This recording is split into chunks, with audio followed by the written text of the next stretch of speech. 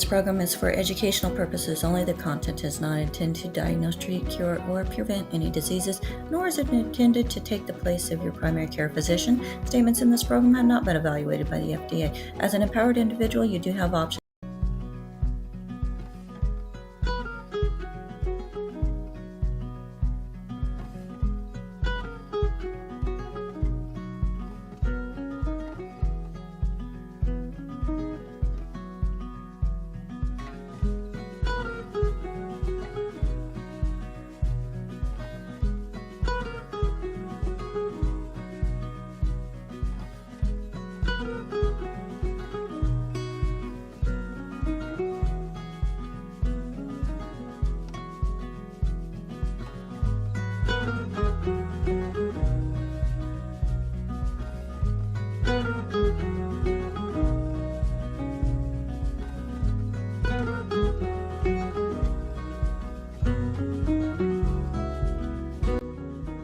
Welcome to Daily with Doc and Becca.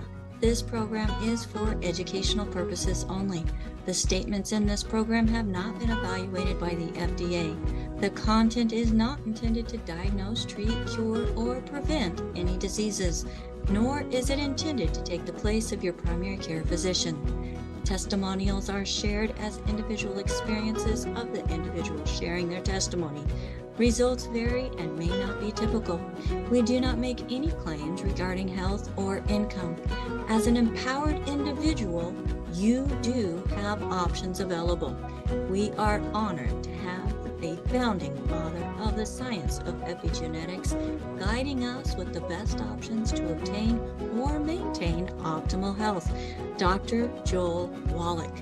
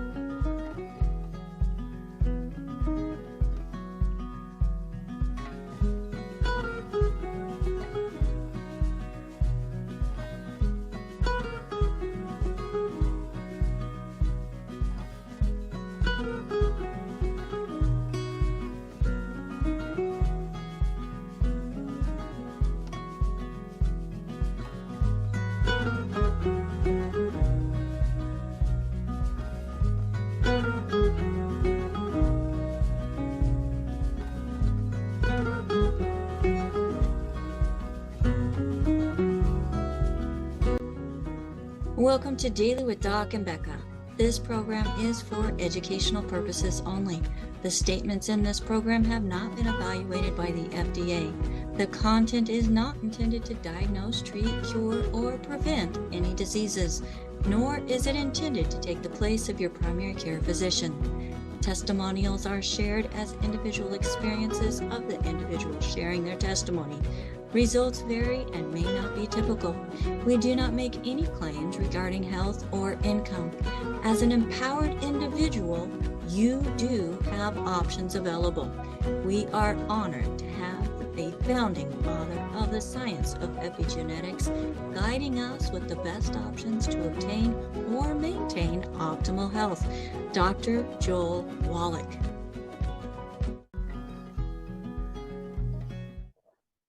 Hello, everybody, and welcome. Let's go ahead and open up that Zoom room and let everyone in. My name is Ruth Ellen Sanchez, and I am filling in for Rebecca Dukes. And we are glad that you are all here. And I want to get this out of the way. This program is for educational purposes only. The content is not intended to diagnose, treat, cure, or prevent any diseases, nor is it intended to take the place of your primary care physician. The statements in this program have not been evaluated by the FDA. Testimonials are shared as individual experiences of the individual. Results may vary and may not be typical. We do not make any claims regarding health or income. As an empowered individual, you do have options available. And that is one of the purposes of this show, to show you that you have options. And so you can ask questions of health naturopathic professionals and different doctors. And today we have an amazing doctor, a woman I admire greatly. She is an author, and she wrote a book, Why is America So Sick? That's a big title. It's so true.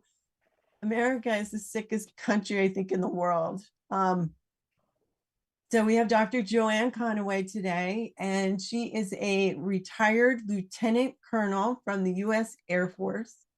She is a Bachelor of Science in Nursing. She's a registered nurse. She is a Certificate of Wellness with honors, Doctor of Traditional Naturopathy. So I am going to go ahead and bring Dr. Conaway on with me, and we're going to start our conversation, and I can talk today. Welcome, Dr. Conaway. Well, thank you. I'm delighted to be here today, and thank you so much for having me. You know, it's interesting. I have looked forward to doing this for a long time, and just the timing has never been right. And finally, here I am. So I'm very excited about this.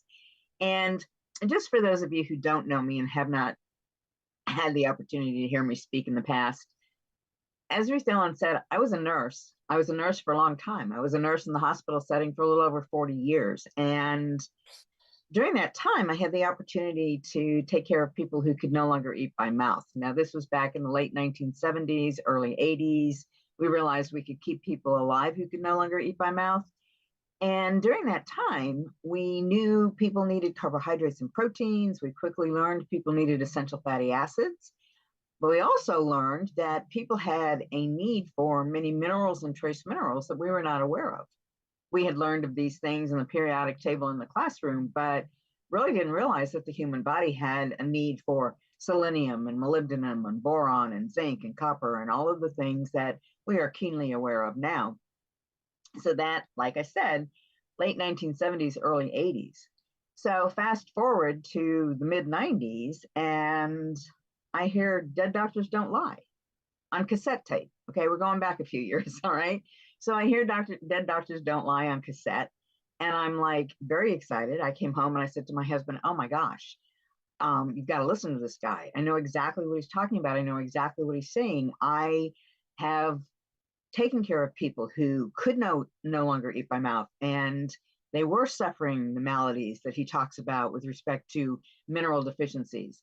So I, interestingly enough, and I tell the story, you know, I immediately started taking the product that this particular cassette tape was recommending.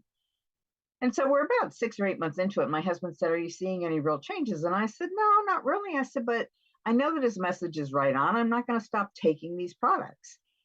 Interestingly enough, within just a few days of that conversation, he gets an email saying Dr. Wallach's own 100% plant-derived colloidal minerals. And it was like, would you look into this for me? I thought we were taking Dr. Wallach's minerals. Come to find out, we were taking minerals from a company that had pirated Dr. Wallach's cassette. So the minerals we were taking were not the minerals from Dr. Wallach's company. We started taking Dr. Wallach's minerals, and within a very short period of time, like I'm going to say maybe 2 or 3 weeks, we started to see changes. We started to see differences. So I have been with Dr. Wallach and been on this bandwagon since January of 1999. So I've been around a few years and seen a lot of changes, but the fact remains, we have these products that are the most amazing products that money can buy.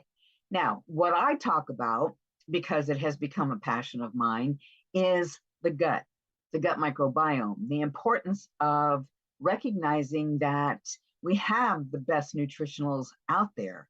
However, if your gut is not working, you're not healthy, and those nutritionals that you're taking are not being as well absorbed.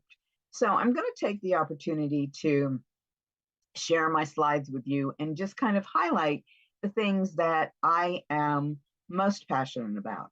So when I talk in terms of the fact that you are the only you.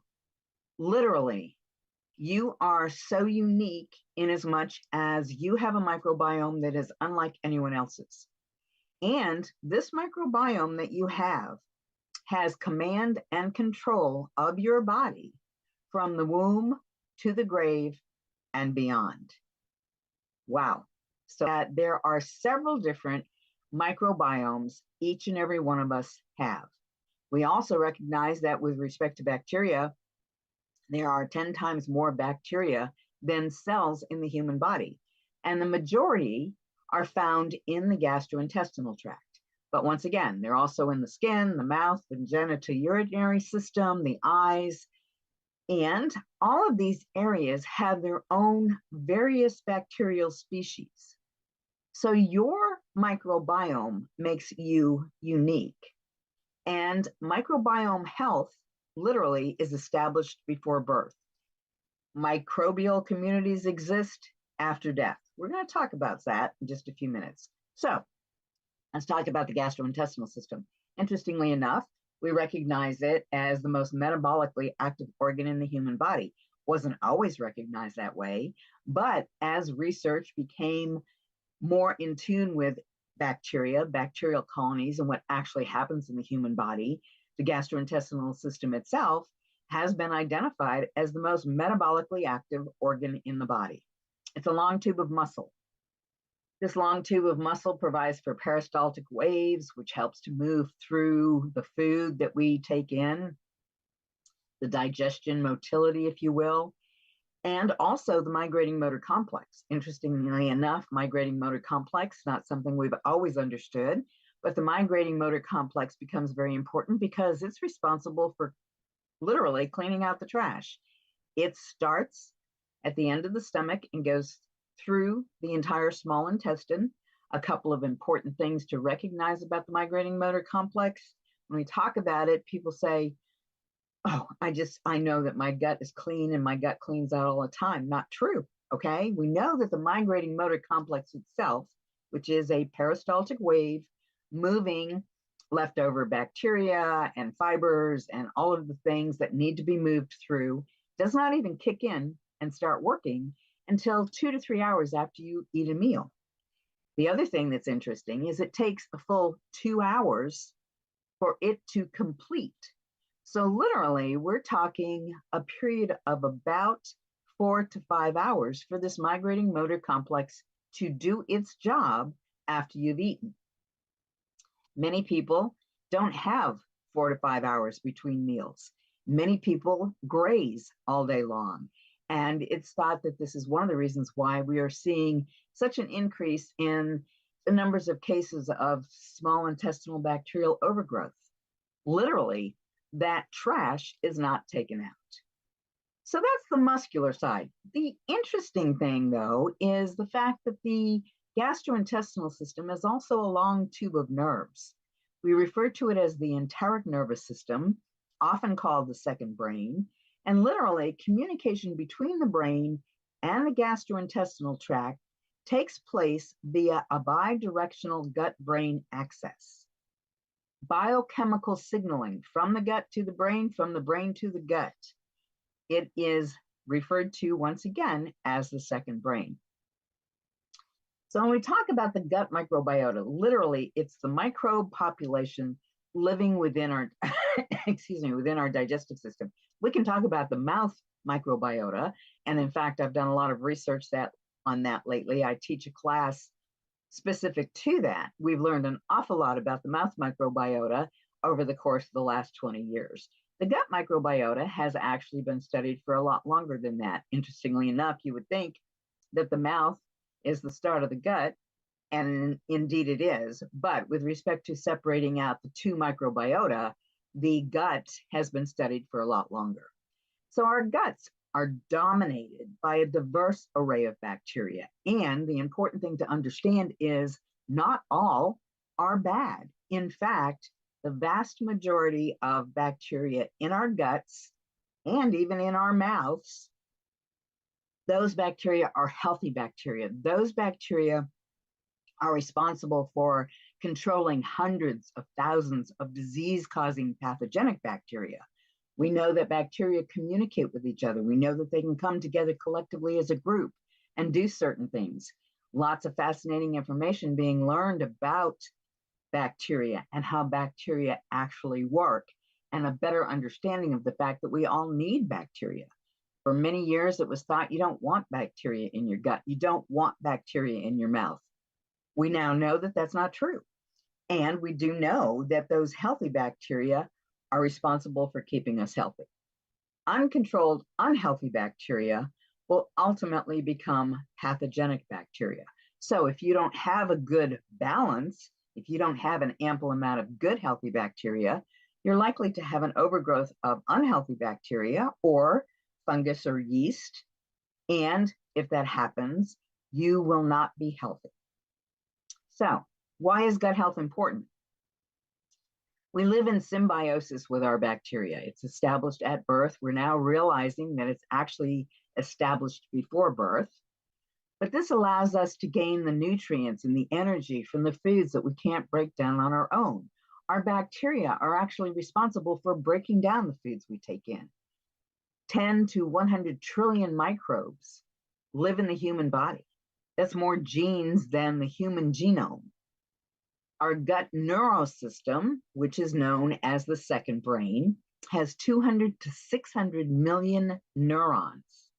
And we know and understand neurons with respect to the brain, but that's why the gut is referred to as the second brain, because of all the neurons that actually are in the gut. The gut-brain axis, I mentioned this a minute ago, the gut actually creates necessary neurotransmitters. One of the most fascinating things that I learned when I was studying to become a naturopath is serotonin and how important serotonin is with respect to our feel-good, okay? Serotonin is a feel-good hormone. The thing that was so fascinating was learning that 90% of it is synthesized in the gut. So these neurotransmitters affect mood. They send signals back and forth. All of these things are, again, important in the understanding of how our gut relates to our brain and our brain to our gut. Again, gut health is important because it protects from pathogens that get ingested. It provides energy. It breaks our foods down into short-chain fatty acids. It helps to regulate digestion. Some vitamins are exclusively made by some of these gut microbiota bacteria. So gut health is crucially important if we're going to stay healthy. So what are some of the factors that affect the gut microbiome?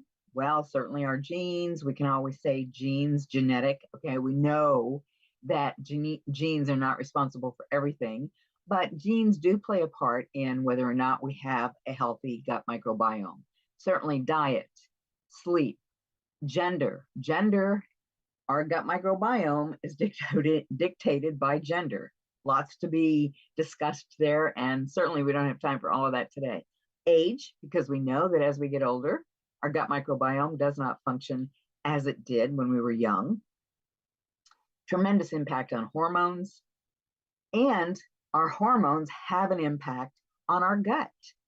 Our hygiene, our oral hygiene, our physical hygiene have an impact on our gut microbiome. Our occupation. Do we live in a world where people have various different jobs that take them out of their home environment and into perhaps a factory or into some other area where they may be picking up other bacteria? Definitely. Stress levels, and that has a lot to do with that gut-brain axis, and exercise.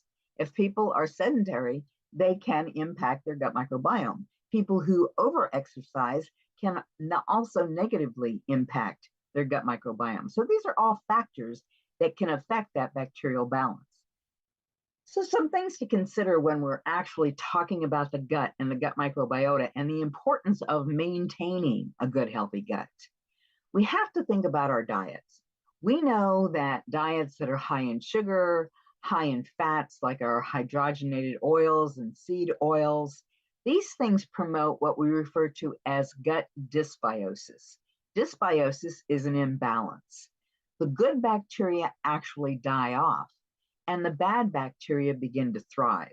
When we talk about our standard American diet or SAD diet, what we know is that Most foods in our food supply, if they're prepackaged or processed, they are loaded with hidden sugars, they are loaded with seed oils, they are loaded with those things that make us so unhealthy. And people don't realize that what they're eating, what they're actually putting into their bodies, is in fact negatively impacting or affecting their gut. If you have too much stress in your life, you can develop what we refer to as leaky gut syndrome. Bad things leak out of the gut and into the blood. But interestingly enough, if you have leaky gut syndrome, that can also impact your brain function, which can lead to significant stress in your life. So you have to look at it from both perspectives. If you're someone who has chronic bloating or gas and you can't seem to get it under control, that could be because you have an overgrowth of unhealthy, or we refer to it as less desirable, bacteria in your gut. A big part of what makes us who we are is whether or not we have those neurotransmitters that will help with depression, that will help with mood. And what we know is if your gut's not healthy, as I said a minute ago, you do not have those neurotransmitters like serotonin. Serotonin is made in the gut. Less serotonin is going to be made if your gut is not healthy. A lack of energy. Food that's improperly broken down, you can't derive energy from poorly digested food. A lot of times people will say, man, I used to eat a meal and I used to walk away feeling like I was energized, feeling like I had so much energy. Many people walk away from a meal wanting to go take a nap. Part of that is because of what's in their gut.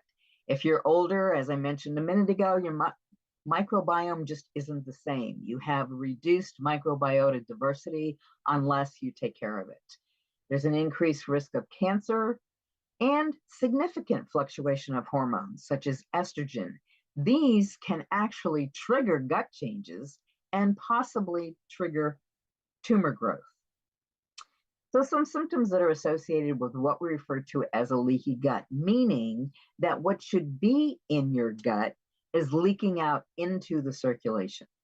Fatigue. I alluded to this a second ago. Often chronic, sometimes most noticeable after eating. Again, if you were that person who could eat a meal and feel like you had been energized and ready to go on with the rest of your day, and now all of a sudden you eat a meal and you want to go sit down and take a nap, probably that's because it's unhealthy bacteria that is digesting your food versus good healthy bacteria digesting your food. Poor digestion, constipation, diarrhea, gas, bloating, cramps, heartburn, anything that is a GI issue can be related to a leaky gut. Anything that is a GI issue can be related to an imbalance of bacteria in the gut. Vaginal infections, impotence, prostatitis, urinary infections, rectal itch. People will say to me a lot when we start talking about things like skin irritations and eczema and hives and psoriasis and athlete's foot, how can my gut have anything to do with my athlete's foot or my jock itch or my rectal itch?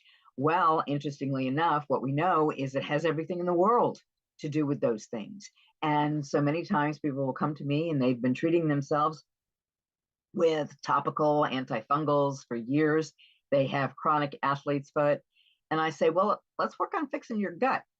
First of all, they get confused because they don't understand the link. But I say, just trust me on this. Let's fix your gut.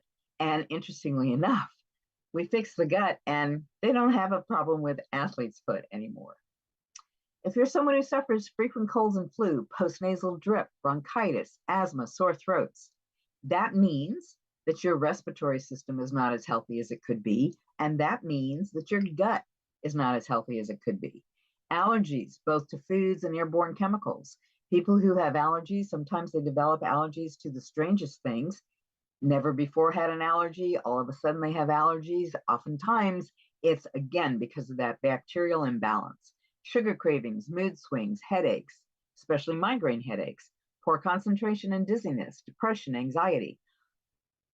In early childhood, what we often will see is hyperactivity, excessive anger, cradle cap, rashes, thrush, chronic infection. All of these things, again, can be associated with a leaky gut. And then hormonal imbalance and erectile dysfunction.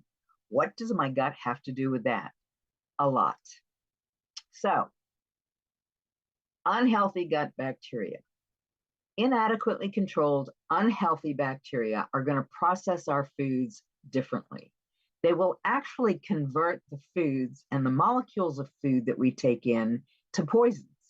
Poisons then will pass through the gut lining and travel throughout the body, causing all kinds of disease. These poisons that pass through the gut can end up in different areas of the body and cause different problems. For example, they can end up in the joints and cause arthritic conditions. They can end up in the brain and cause mental disorders. With respect to the skin, we see eczema, rosacea. They can take up residence in the thyroid, and people develop Hashimoto's thyroiditis, which is the most common thyroid problem. Again, because of an imbalance in the gut. So, quickly, some systemic impact of an unhealthy gut. With respect to gastrointestinal system, again, gas, bloating, acid reflux, constipation, diarrhea, cramps, malabsorption. With respect to musculoskeletal system, poisons will pass through the gut lining and travel throughout the body, again, taking up residence in various different parts of the body and can cause arthritis or muscle pain. With respect to the cardiovascular system, very strong link between the gut and the cardiovascular system. People who have issues with high blood pressure, atherosclerosis, heart attacks, stroke, oftentimes have an imbalance of gut bacteria. Combine that with our unhealthy diet, and it's a recipe for disaster. Our endocrine systems, diabetics, people with thyroid disease, adrenal fatigue, high cortisol levels, anything that has to do with the endocrine system itself is directly impacted by the health of your gut.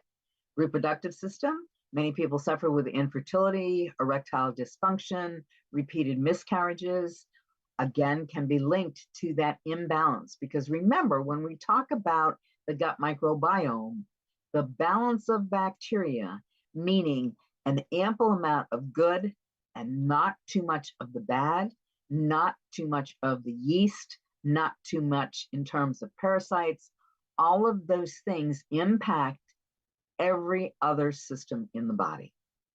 With respect to the neurological system, we see Parkinson's, Alzheimer's, autism, ADD, and the integumentary system, again, chronic infections, fungal infections, cancers.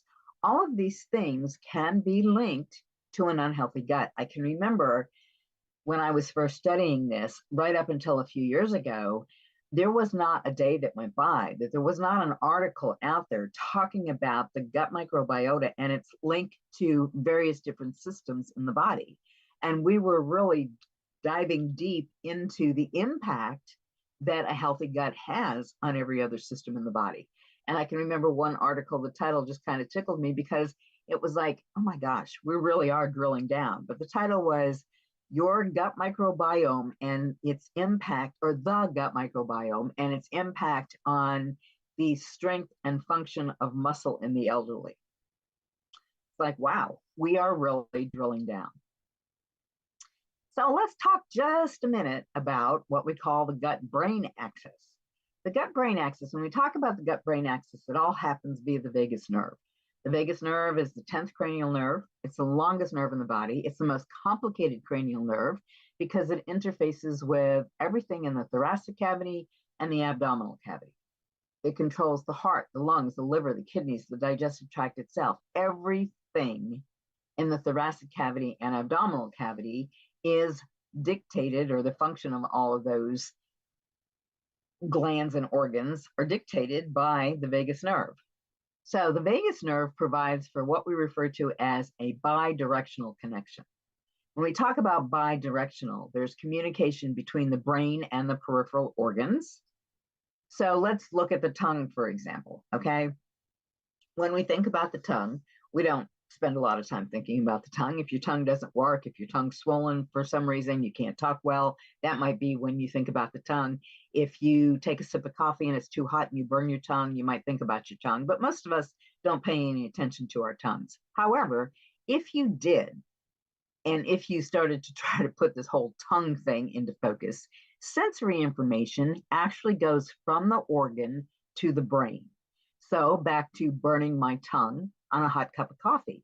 Whoa, that wasn't so smart. I don't want to do that again. Okay. And it's because an instant message went from my tongue to my brain. That's hot. Don't do it again. By the same token, the brain actually controls the motor function of your organ. All the talking I've been doing because my tongue is working. And so when we talk about bidirectional communication, we have to recognize that messages go to the brain, messages come from the brain. So there's a primal connection between the gut and the brain. I'm sure you're all familiar with the term gut feeling, gut instinct, gut check, okay? So the gut-brain axis, it's an extensive network of neurons referred to as the second brain. It is also a highway of chemicals and hormones via that vagus nerve. And if you have decreased brain function and digestive issues, without a doubt, you have what we refer to as an impaired gut-brain axis. So some symptoms of an impaired gut-brain axis are going to be digestive issues, poor or sluggish digestion, constipation, diarrhea, irregular bowel movements, gas, bloating, cramps, abdominal distension, food intolerances to proteins, fats, carbohydrates. You're also going to have systemic issues. And those systemic issues are going to be some of the things I alluded to a few minutes ago.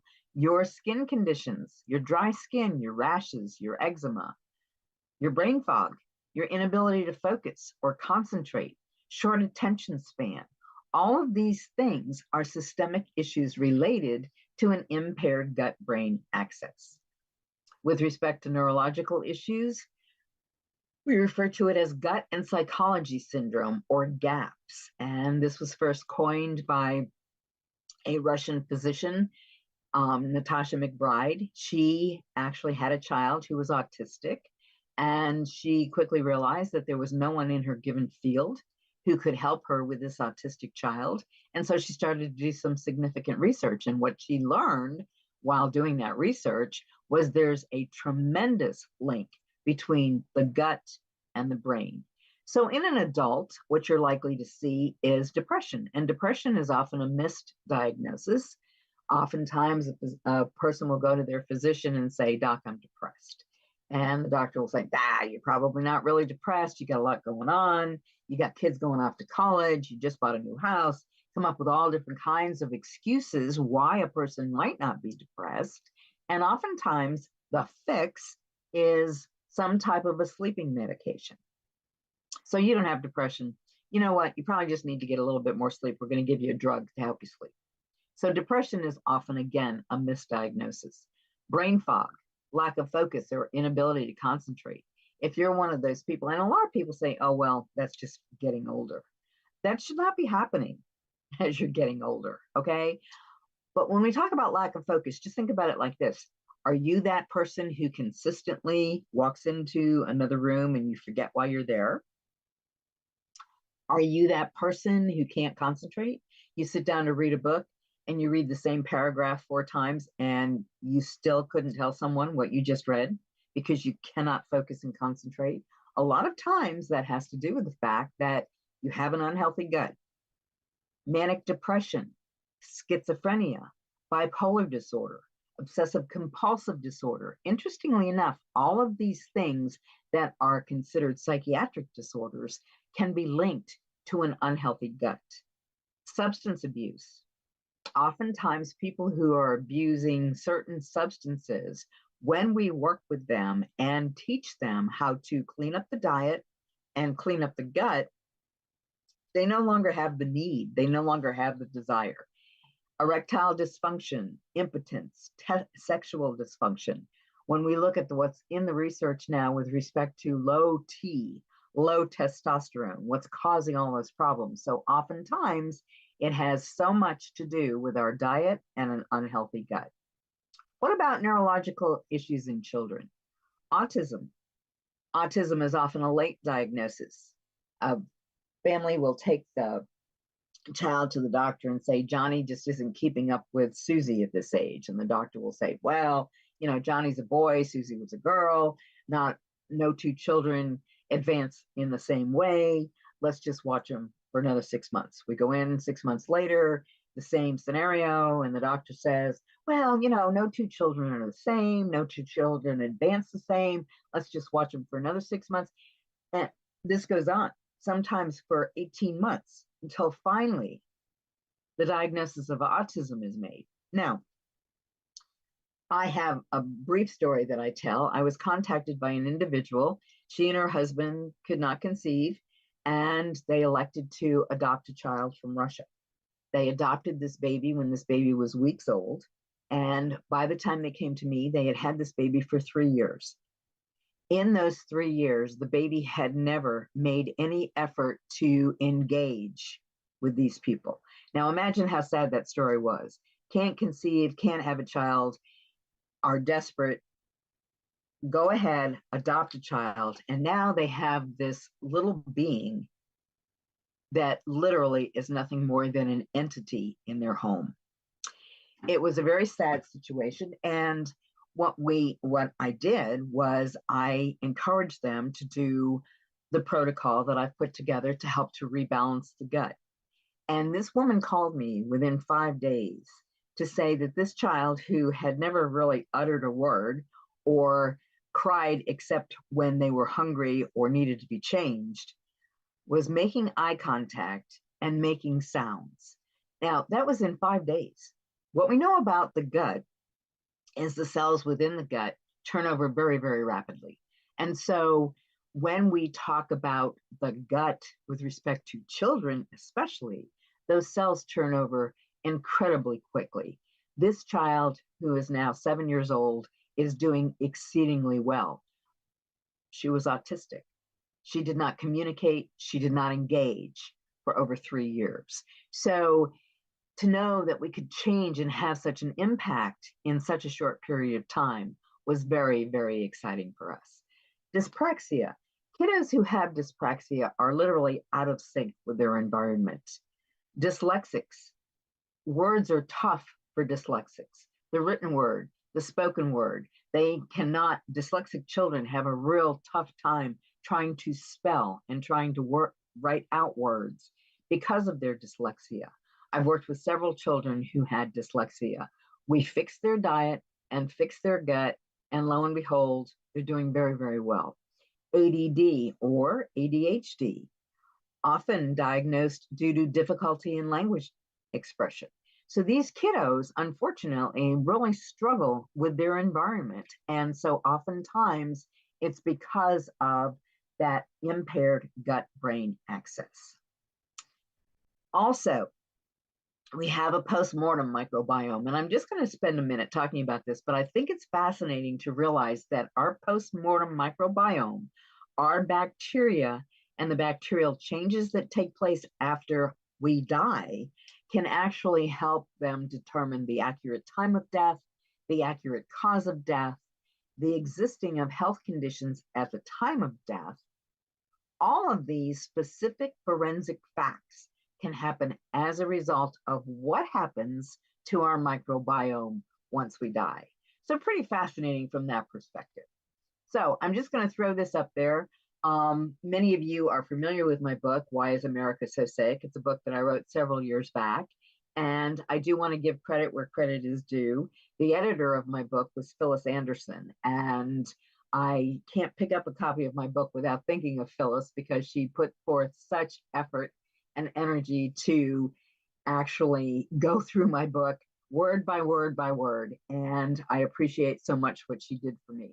But to get a copy of my book, if you're interested, you need to send me an email to drjconaway.com or go out to my website, drjconaway.com, and you can get a copy of my book there. Now, for those of you who are not in the United States, I will tell you that to try to get a copy of my book is outrageously expensive if I'm going to ship it overseas. So I usually don't ship my books overseas, and it's for that reason. The book itself is $24.95. To ship it overseas isn't like another $40-some. So I do not ship a lot overseas.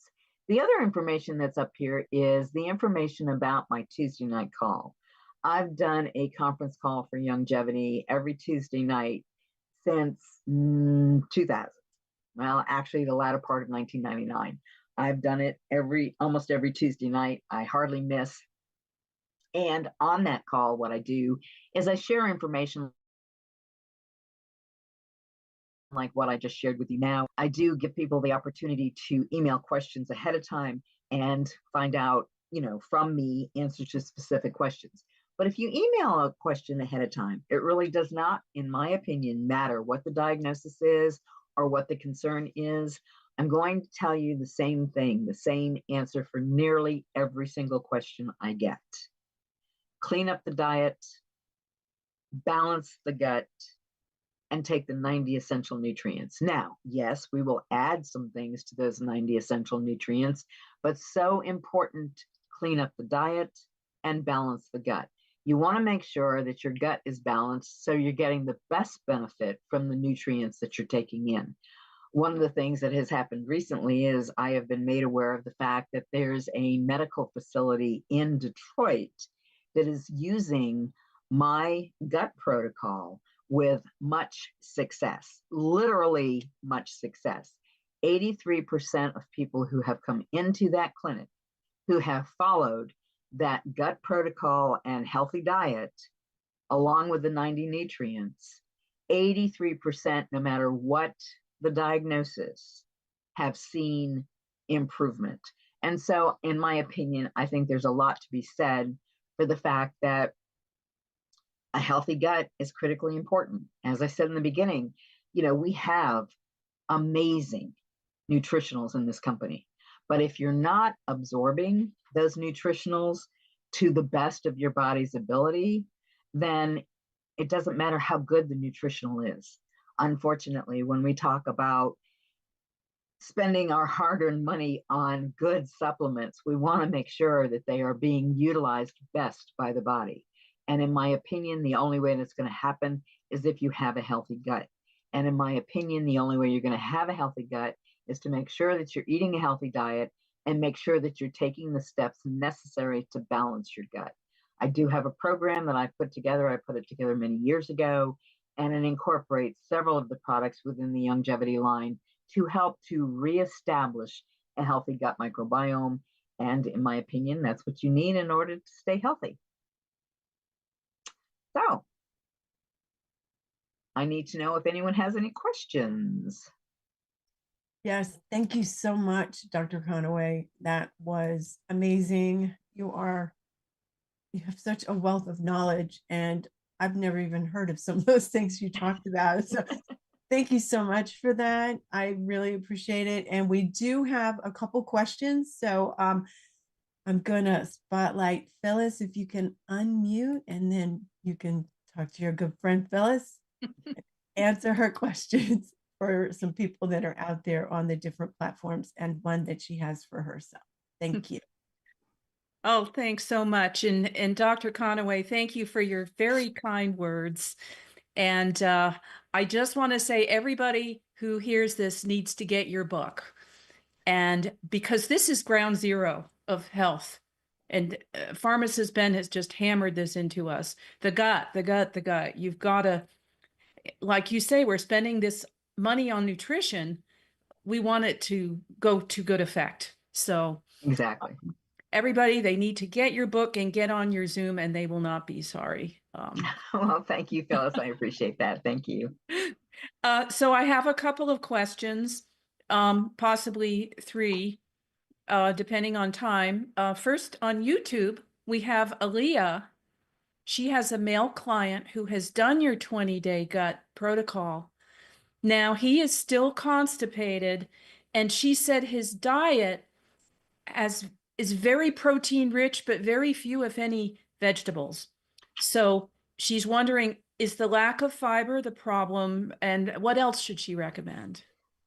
Okay, there are a couple of ways to approach this, and this is what I will often tell people. And I alluded to the fact that there's that medical facility in Detroit using the program. And what they do, interestingly enough, is they have the people do it for 20 days and then turn around and do it again for another 20 days.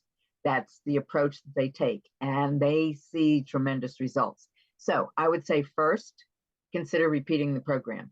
But I would also say, if this is someone who eats high protein, not a lot of fiber, not a lot of fruits, not a lot of vegetables, not a lot of fiber, then that can still be a major contributor. The other question I would have is, how much water are they drinking? And how much exercise are they getting? Because those two things are critical. When we talk about water, water consumption is important to help make sure that we're flushing the kidneys, but it's also important to help with constipation. As far as exercise is concerned, what we know is the lymphatic system in the human body depends on the cardiovascular system to move things around. And if you're going to move things through the gut, you have to have a functioning lymphatic system. If you are sedentary, if you sit down all day, don't get up and move around, don't take a short walk. You know, people say, oh, do I have to join a gym? I don't say join a gym and pump iron. I say stair step. Most people have at least one step in their homes, just up and down, up and down, up and down, or down and up, down and up, down and up, and do that for a few minutes every day. Get the heart pumping so that you get the lymphatic system pumping, because the lymphatic system doesn't have its own pump. It depends on the heart. And that increase in lymphatic flow will help to move things through the gut. So those are the ways that I personally approach constipation. And the other thing too is, of course, potential increased calcium and magnesium supplementation. When people come to me and they have constipation, what I will often do is recommend the Cal Toddy, because it has so much magnesium in it. And I tell people, start out with an ounce a day. Now, some people say, oh, well, I take calcium 3 times a day. I'll just go ahead and take 3 ounces a day. That's usually not the best approach, because it does have so much magnesium in it. And sometimes if people take 3 ounces a day of the Cal Toddy, they find that they can't get out of the bathroom. Okay, they have the opposite problem from constipation. But that is my personal go-to product. The Osteo-Mag is also another good product if people don't want to do the Cal Toddy. The Osteo-Mag, and I recommend the Osteo-Mag at night. The Osteo-Mag is great in terms of helping to ensure that you're going to be more regular. So those are the things that I would recommend. A lot of great information there. Second question, I have a male client. He is 70 years old. He's very fit, very active, has a very good diet, and we're working on that closely. We're working on the wheat, barley, rye, and oats, and I'm also alerting him to pay attention to what foods might be causing his digestive discomfort. He's been diagnosed with Barrett's esophagus. He has been on a protein pump inhibitor in the past. I don't know that he is right now. He has few other issues, if any. He may have some joint issues. Now, here's my challenge. He's very particular about which products he takes. So of ours, he's taking the enzymes, the Integris probiotics, the mineral capsules, the sweeties, and the EFAs. And he's getting his multi somewhere else. If he were to add one thing, because I don't think he'll do your 20-day protocol, much as I love it. If he were to add 1 or 2 things or switch something out, what would you think would be good? I would do the microbiome twice a day. Now, the microbiome has so much of what the 20-day protocol has. It just doesn't have it in the same amounts as the 20-day protocol. But if people do that microbiome twice a day, it may take them a little bit longer to see the benefit or the result, but oftentimes they'll see a very good result. So microbiome twice a day would be my next recommendation. Because as you were describing this person, what I'm thinking is, let's fix the gut, he'll be fine. Beautiful. I'll throw in one more very quick question, because I know we have a few more. Regarding the I-26, which I know is one of your favorite products and mine, is it better to take it on an empty stomach? And is it okay to mix it with other powders that we have? The big thing, number 1, you can take it anytime you want. Number 2, you can mix it with anything you want, with one exception, and that's never do that product, never do the I-26 product at the same time you're eating eggs. And people say, well, that's strange. It's an egg product.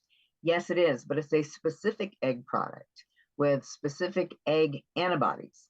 If you eat another egg with other antibodies, then it's going to literally confuse the system. I know to a lot of people that sounds crazy, but that is the basic recommendation. Any time of the day that you want, mixed with anything that you want, except do not take it at the same time you're eating eggs. So if you're using the I-26, make sure that you wait a couple hours before you eat an egg. Beautiful. Thank you so much. And we'll move on to our next caller. All righty, thanks. Thank you very much, Phyllis. Carmen, if you'd like to unmute.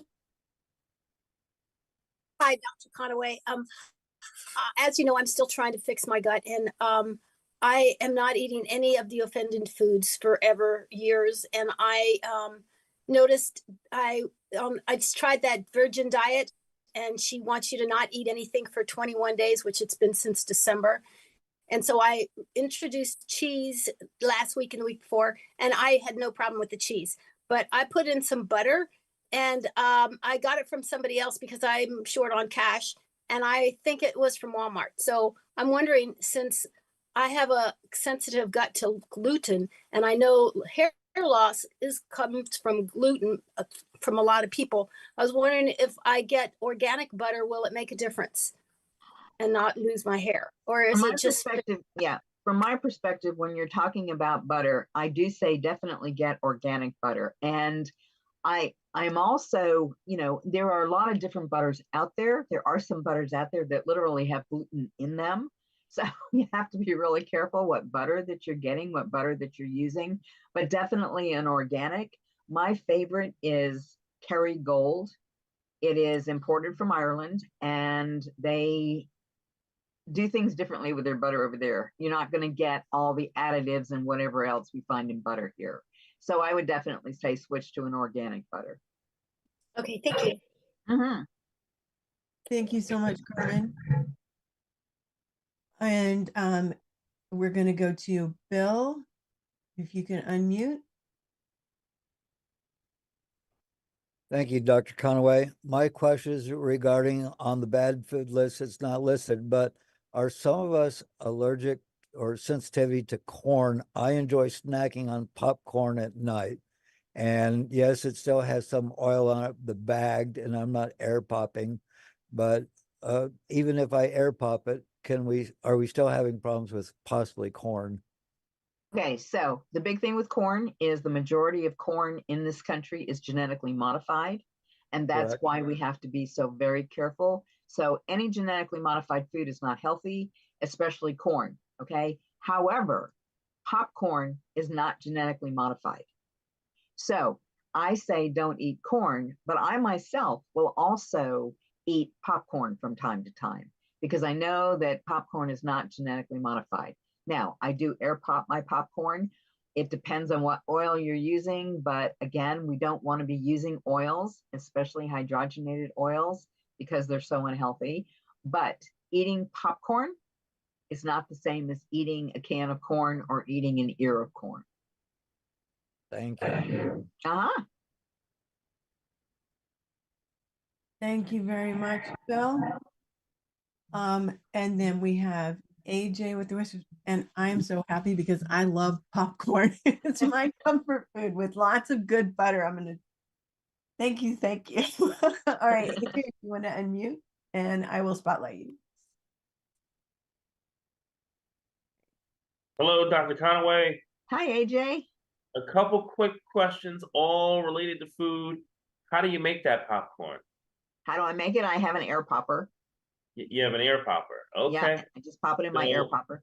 There's no way to put it on the stove and do something with it, or? It's very challenging to try to do it like that if you're not using any oils. And you shouldn't be using oils. So We're not. But if you air pop your popcorn and do like Ruth Ellen said, put lots of good butter on it, a little bit of good healthy salt, it's yum. It may not taste like the theater popcorn because the theater popcorn has all of those other additives, but it can be very good, very enjoyable, and a comfort food. We don't want anything tasting like oily theater popcorn. We don't. Nope. We don't do that. Absolutely. Or Orville for that matter. So a couple of things. I do love the fact that you're partial to the Kerrygold. That's great. And the people on YouTube, when I asked them what your favorite food was, it's 50-50 because they thought that you'd love a medium steak over lobster.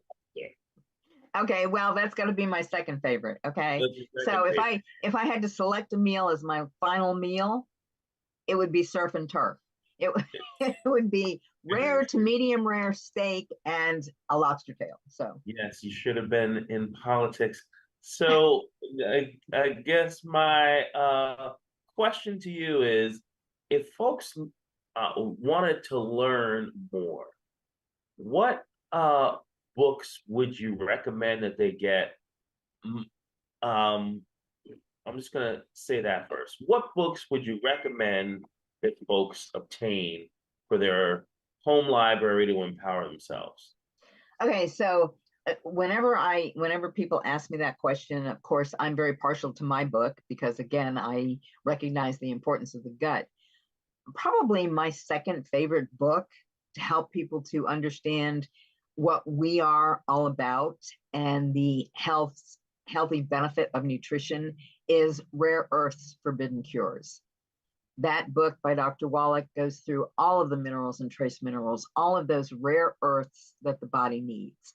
We are so keenly aware in this company that the body does need minerals and trace minerals, but not everyone is so aware. And so many people think that, oh, well, I have to get my vitamins. My vitamins are important. The really important thing to understand with respect to vitamins is minerals can work in the body without vitamins, but vitamins don't work well in the body without minerals, without the mineral cofactors. And so people will often have questions about things like arsenic. Why is there arsenic in your mineral product? In the book, Dr. Wallach spells out very clearly that the body does have a need for arsenic, certainly not in large amounts, but it does have a need for arsenic. The body has a need for lead. The body has a need for all of these minerals and trace minerals. But I think probably the more important thing, in my opinion, is the understanding that if people have toxic overload, people who, for example, have mercury poisoning because they have too much mercury in their system, if you use our minerals, because our minerals are colloidal minerals, exactly, they will actually help to neutralize the elemental or metallic form of the mineral and move it out of the body. So I think it's important for people to understand that. And when I have people who come to me who are, for example, they've been told that they have mercury poisoning, or they've been told that they have too much mercury in their system, many of them have gone through the appropriate removal of some of their cavities, some of their amalgam, okay? And that's a whole process. Don't go to just any dentist and have them remove the amalgam. You have to have, certain instruments and certain vacuum and all of those things to get the mercury out of your teeth and out of your system as much as possible, okay? A good biological dentist will know how to do that and how to take care of you doing that. But then I suggest to those people that they take 4 ounces a day of our minerals to, again, help to neutralize whatever remains in the body. Wow. And can you enumerate for the folks the name of your book, and I'm assuming, and then where can they get it? Okay. The name of the book is Why is America So Sick? Okay. And you can get it by going out to my website, DRJ Conaway, CONAWAY.com, drjconaway.com. And that's interesting because you can get the Rare Earths Forbidden Cures by calling DRJ Wallach at 800-755-4656. I never really, today's the first time I put your 2 sites together in that vein, the DRJ part. But you are brilliant, and well, thank you. very pleasant, and I love going to your weekly Zooms when I can make those. But having you here, talking to everyone else, it's really fantastic. Thank you. Well, thank you, AJ. I appreciate that. Thank you so much. Thank you, AJ. That's awesome. So I did have a couple questions that came in from the Zoom chat. And one is from Linda, and she said, is the 20-day gut repair program the same as it was years ago? And is microbiome product better than just taking the Flora FX? Okay, first of all, it depends on how many years ago. I did revise the program when we got the I-26. The I-26, for years, just so you know, for years, what I did was I kind of force-fed probiotics. And that's because we know that the good healthy bacteria will compete for the same sites on the cell wall membrane as the unhealthy bacteria. So if you flood your system with good healthy probiotics, you move out some of that bad bacteria. Lo and behold, microbiome comes along and takes care of that problem for us. That microbiome does an amazing job. The I-26 does an amazing job helping to get rid of the bad bacteria. And that's what we're trying to do, okay? So it's not exactly the same as it was years ago. And because of things that I've learned working with people, I have added a couple of things. So if people want a copy of the gut restoration protocol, or we've renamed it several times, but it's the gut repair protocol now, I think. And if people want a copy of the gut repair protocol, they just need to send me an email at AskTheDoctor, all spelled out, AskTheDoctor at drjconaway.com. Okay. And I can send that. And what was the second half of the question? I apologize. Oh, no worries. And she said, is the microbiome product better than the Flora FX? Absolutely, hands down. Okay, the Flora FX product is a product that has 3 strains of bacteria. The microbiome product has much more than that. Plus, it has the I-26, which helps to remove the bad bacteria. In my opinion, the best probiotic product that we have in the line is the Nightly Essence. And the reason I say that is because it has 14 different strains of healthy gut bacteria, not just the 3 strains that we find in the Flora FX. So that's why it's part of my protocol. It's so important, in my opinion, to get multiple different strains. And again, we've learned so much more about the gut over the course of the last couple of decades. When we talk about doing a product like the Flora FX, some people want to take probiotics every single day. You take the Flora FX every single day, you're taking 3 different strains of healthy bacteria. And what ultimately can happen is you mono-inoculate your gut, meaning now your gut has lots of those 3 strains, but not so much of the other strains. And that's one of the reasons why I am so particular when it comes to the probiotic. I want it to be the product that's going to give you the best advantage, and that's going to be the Nightly Essence. Yeah, I love the Nightly Essence. I think it's amazing. And I also like that it has bromelain in it and some enzymes in it to help you clean out like some of the stuff that's stuck in your gut. And right. And the other thing too, though, that's so important about that Nightly Essence product is the enzymes that are in that product are systemic enzymes, not all gut enzymes, not all digestive enzymes. They're systemic enzymes, like the nattokinase is an amazing enzymatic product for helping to clean out the bloodstream, okay? CFNC is a great enzyme product for the respiratory system. So when we start talking about enzymes, enzymes are fascinating in terms of their ability to do the things that they do. But when we talk about enzymes, so oftentimes people think about just gut enzymes and digestive enzymes. We have so many other enzyme systems in the body. Our superoxide dismutase, for example, glutathione peroxidase. Remember, anytime a word ends in ASE, that indicates an enzyme. And superoxide dismutase isn't a gut enzyme. It's a systemic enzyme. It helps to clean up the trash in the body. Glutathione peroxidase, again, It's an enzyme that's a systemic enzyme, not a digestive enzyme. And that's one of the reasons people say, okay, so there's some enzymes in the nightly essence. Why do I also have to take ultimate enzymes? They're different enzyme products. Yes, completely different. Mhm. And nanokinase is so critical as Absolutely. well. It just helps so much with your circulatory system and cleaning things out that shouldn't be there. I love it's one of my favorite products, Nightly Essence. And Yep. I will recommend that hands down above any of the other probiotics. Yeah. And okay, so Nancy is saying that she's looking forward to getting your program because she just left the GI doctor. And then she says, what time for microbiome? It doesn't really matter. Anytime, as long as you didn't just eat eggs. Exactly. And it's about 2 hours, or is it 3 after eating? I say 2 hours after you've eaten eggs. If you're going to take it somewhere in the middle of the day, make sure that you take it at least 2 hours after you've eaten eggs. Okay. And at least an hour to 2 hours before you eat eggs. Okay. Yeah, I like to mix mine with the Restore because I'm taking it at night because I eat eggs every day in the morning. It's like my easy meal.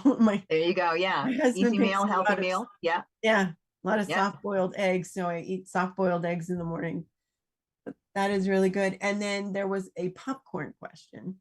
Okay. And it is Nancy again is asking, what about microwave the popcorn in a brown paper bag? Yeah, microwave food is not good. I do not recommend you microwave anything. I mean, I'll be honest, and I tell people, I am honest, I have a microwave in my house. The microwave in my house is strictly to be used for fusing glass. It's one of the things that I enjoy doing. I do not use my microwave for food. When you use a microwave for food, even if it's just water, people say, oh, well, it's just my water. I just heat up my water for tea. Oh. You are changing the molecular structure of whatever you are microwaving. You are zapping it with a microwave. And so, no, please do not put your popcorn in a paper bag in the microwave. Definitely don't do microwave popcorn from any of the brand name popcorns. I mean, that's one of the most lethal things you can do to your body. But no, I wouldn't microwave my popcorn. Okay. Yeah, I remember when microwaves first came out, I think 10 years after they came out, somebody did a test. And they took a group of trees and they put them in the same window. They separated them by like a foot or two. And one group of trees got the water that was microwaved and then allowed to cool. And the other ones got regular water out of the tap with a garden hose. And the microwave trees died. Yep. So, you think you're just heating up your water or your coffee. I have a little saucepan, my egg pan. That's what I use to heat up water if I need it water. And I also have a kettle. Well, if I'm doing coffee, rewarming coffee or soup or something, and I have a little kettle that's electric that we just put the filtered water in and plug it in, and then we have hot water. Because the microwave is just not good. And there are so many people who still use the microwave all the time. That is true. That is true.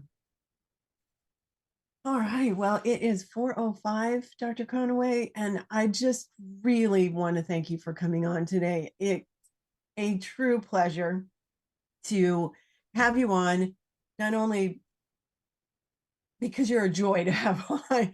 Well, thank you. I mean, I've enjoyed all of the talks that you've given at the different conferences I've gone to, and you're just a wealth of knowledge, and you really care about people. You have the knowledge of the wisdom of a doctor, but the compassion of a nurse. And, I have that on a graphic that I have for you. Yeah, my husband came up with that for the back of my business card. It's beautiful, and it's very true because you can see it from two sides. And that is one of the blessings that I have. People say to me, you have so much knowledge. Part of that is because I spent over 40 years in the hospital setting. And now I've spent the last 25 years on the all natural side of the house. I have the unique perspective of being able to look at both and have a very good understanding and comprehension of both. And that's why I'm as passionate as I am about the things that I talk about. Well, I love your passion, and I just love what you bring to the world. Well, thank It's you. amazing. Thank you. I appreciate that. And is your book by chance available on Kindle? No, Okay. No. Just asking. no, I probably need to make sure, it's interesting. A friend of ours, a good friend of all of ours, sent me a text several months back, and he said, wow, look at this. I didn't realize you were making so much money on your book. It was my book out on Amazon. Now, I've never put my book on Amazon, but it was my book on Amazon, and it was going for like $85 or something like that. I wanted a picture of my book today, and I couldn't come up with my picture of my book real quickly. So I just went out to Amazon to see if in fact it was out there. And yes, indeed it was. And that's how I copied the picture. But today it was on sale for like 69% off or something like that. And it was $61 and change. And I'm thinking, I've never sold my book for that amount of money. Oh. But some people are. It had pretty good ratings, though. For the 7 people who rated it, it had pretty good ratings out there. I don't know who's selling my book on Amazon. I don't have a clue, but it's not me. And it's certainly not me selling it for that kind of money. That is a lot of money. Your book is invaluable. It's priceless. But it's not worth that much. No, no, because we want everybody to be able to get it out there. All right. So if I can have my co-host come up, then we'll close out the show. And I just can't thank you enough. And I'm looking forward to the possibility of you coming back again. That would be awesome when your schedule allows, because you are a busy woman, and you love your family, and you always take time out for your family. And that is really, really important. Very important. And then I do take those occasional trips when I visit people like Phyllis. We were just together, last month? So yeah, it was just after the first of the year. So that's awesome. Recently, it was wonderful. Always a good time with them. So Thank you. Well, thank you so much for having me. This has been delightful. And I will look forward to coming back again. Oh, that's great. Thank you. Thank you so much. Okay. Thank you. I will get in touch with you in a couple of days. Well, I'll call you later, actually. Sounds good. Okay, perfect. Okay, so I'm going to go by the pictures on my screen. So Kaylee is here with us. She is a student intern who's here to learn about anything technical, anything to have to do with social media and marketing. And I forget what your major is. Kaylee, can you tell us? Oh, digital marketing. Digital marketing. Okay, that's what I Nice. All right, Nice. perfect. We're so glad that you are here with us. You are a true gem, and we enjoy you. And then we have Sherry, who is helps get what I send out to Restream. She makes sure it gets out there from there to other platforms. And so we can be on multiple places at once instead of just here in this one Zoom room. And I'm really grateful for you, Sherry. And then, of course, we have Phyllis, who's amazing, who's also out there on Facebook and different platforms, making sure that disclaimers out there and different things that need to be, questions get brought in and everything. And she helps monitor things for me. And then we have Albert. Sorry, my grandkids gave me a little tiny cold. And he is from South Africa. And we are very grateful for him to be here because he lets people into the Zoom room. He modifies if your phone number is showing so that you have privacy, so nobody can get your phone number. And he is also our bouncer today. And thank you for that. And also he's part of our call team, and he is the one that would answer the phone for the call team in the middle of the night when the rest of us are sleeping, because it's 10 o'clock or later in South Africa. And then we have AJ, who is our digital marketing director, and he helps everything get from where we set up and beyond. Like, I can't even tell you the platforms we're on, and it's because of AJ and helping us out there. And you're a true gem. So thank you, thank you, thank you. Okay, so I just want to, and I didn't say this earlier, and I'm sorry, but if somebody referred you to this program, please make sure to get back with them. They will be the one that will help you with any questions that you have, or if you want to get product or whatever, because we want to keep our integrity, and we just want you to get back with the person that referred you to this program. Also, we have AJ gave us Dr. Wallach's. Did you give us Dr. Wallach's phone number? I forgot to put it on my desk. Excuse me. AJ, do you have it? Oh, Marilyn. We have Marilyn. I don't know where she was hiding. She is fingers, and she does dictation, and she has been typing away the whole time Dr. Conaway has been talking. And so Dr. Wallach's books, you can get it 800-755-4656. And also Dr. Conaway's email address was AskTheDoctor@drjconaway.com.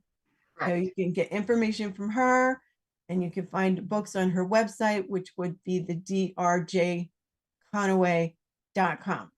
Correct. Then our phone team phone number is 855-949-3377. And one of our holistic health coaches will get back in touch with you when you, if you leave a message, or they'll answer the phone. So please do that. And then everyone, very important, be kind. Be kind to everyone. You don't know what kind of a day somebody's having, and you don't know what's going on in their life. And, a smile goes a long way. So just be kind. And thank you so much, everyone, for joining us today. And we will see you tomorrow. We have Dr. Laura Dennison on tomorrow, and we look forward to seeing you then. So thank you, everyone. Have a great day, and we will see you tomorrow.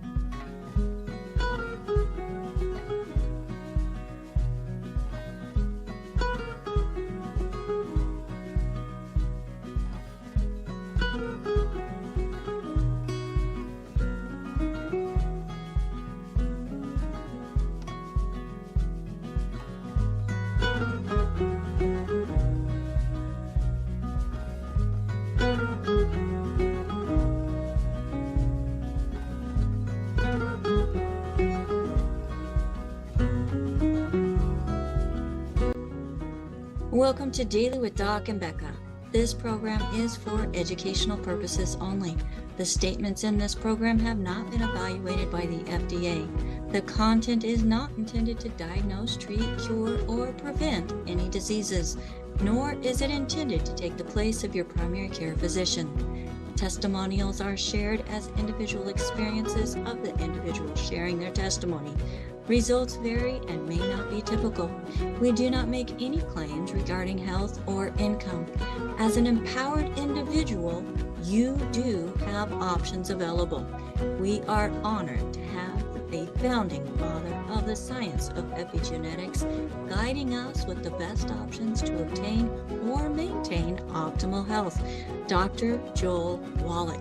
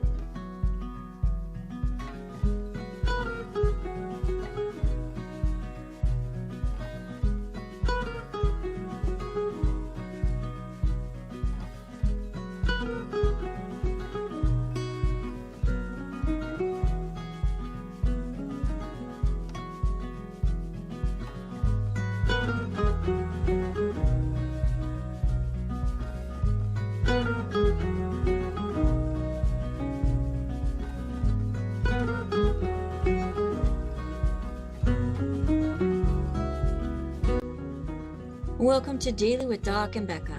This program is for educational purposes only. The statements in this program have not been evaluated by the FDA. The content is not intended to diagnose, treat, cure, or prevent any diseases, nor is it intended to take the place of your primary care physician. Testimonials are shared as individual experiences of the individual sharing their testimony. Results vary and may not be typical. We do not make any claims regarding health or income. As an empowered individual, you do have options available. We are honored to have a founding father of the science of epigenetics guiding us with the best options to obtain or maintain optimal health, Dr. Joel Wallach.